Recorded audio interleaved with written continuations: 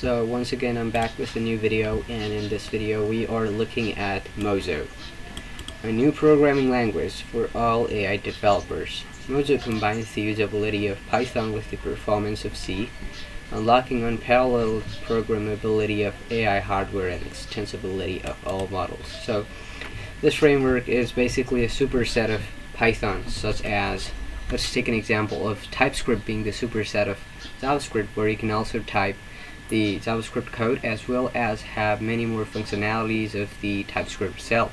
So same goes with Mozo. Mozo has defined itself as the superset of Python, where you can type Python code as well as it also provides you many more features apart from Python, like you can also get different ways of writing code and different syntaxes, etc. So you can look at this example of code here.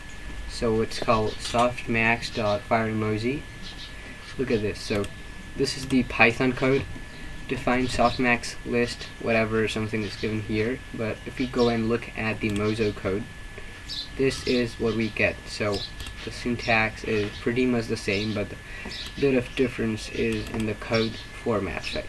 Like there are new keywords, there are different ways of writing the code, and that's really awesome. And it also has the performance of C. So this language claims not to be 10 times, 20 times, 30 times, or even 100 times, but probably 25,000 times faster than Python. So this must be really cool. And write everything in one language, write Python or scale all the way down to the what is this? I don't know. Program and hardware, C++ or CUDA are not required. These are also some languages that the AI or machine learning people use. And take a tour of Mozo. Let's take a tour of Mozo. And this is what we get. So the hello Mozo. We are excited to introduce you to Mozo with this interactive notebook. So look at this. Print statement is pretty same with the Python print statement, and instead of hello world it has given hello Mozo. That sounds interesting as well. And after that, basic programming extensions. So it has also included the let and var declarations in the Mozo language, along with the nothing declaration in Python, where you could just type the variable and the type would automatically be assigned if you want to be using this, or if you're coming from any other language such as JavaScript or Java or even C++ or C. You can be using these. And after this, there are struct types. Maybe there are some different types. And after that, they also have the strong type techniques. If you want to know more about it, you can look at this typing here. And after this, what we have is the FN definitions. So this is also a way of defining the functions inside of the Mozo language. Like we use the def keyword in Python. Similarly, we can also use the FN keyword in Mozo, but that's kind of same. Probably you can read this documentation if you want to. And after this, let's see what we have. Yeah, parameterization, compile the meta programming. So let's read this.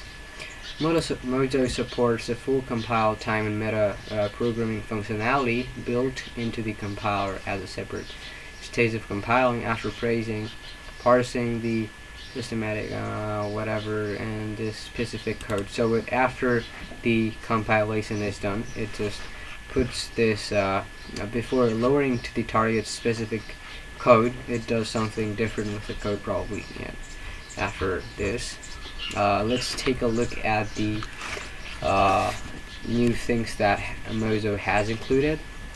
Let's say module index, and it has some built-in modules.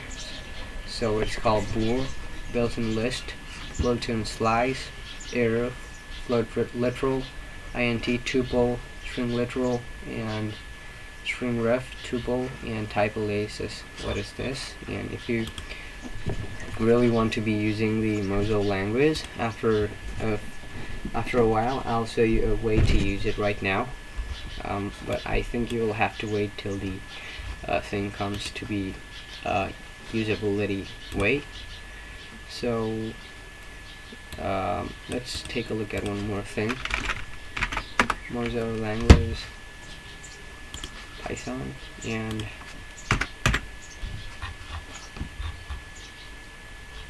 here I have found something interesting as well. So this is that the progressive types have been included here, so leverage types for better performance and error checking. So it gives better performance using the different types, as well as has a better error checking system. Zero cause abstractions take control of stores by inline allocating values into structures. You can just take control of these stores just to manage the amount of storage being used, maybe, and or ownership. There are many more things, you can read them. Portable parametric algorithms, language integrated auto tuning, as well as full power of MLIR. There are many more things. Unlock Python performance. So this has the same thing which was written above, and parallelization, Mozo leverages. It's about the way the code runs, probably. Yeah, single-threaded execution and parallel processing across multiple cores. Look at this. Python runs in this way, whereas Mozo runs in this way. The same code is being pushed, but it's being run in multiple threaded ways, so it gives better performance and languages. Let's look at the runtime and speeds, etc. So these are the languages in Python 3.10. What is this? 9. The time seconds is equals to the time given here, that is 1024 seconds, and speed versus Python 1x. And after that, Pi 46.1 seconds, and Scalar C++ 0.20 seconds, whereas Mozo has the speed of 0.03 seconds, which is up to 35,000 times faster than Python. I made a mistake in the beginning part of the video where I said just 25,000 times, but this proves that Mozo is 35,000 times faster than Python.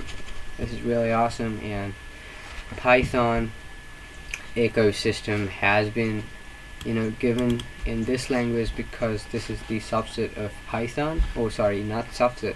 It's the superset of Python. And let's look at the other things. Upgrades in modules, add the modelers tag. So this is some, way of operations in your model.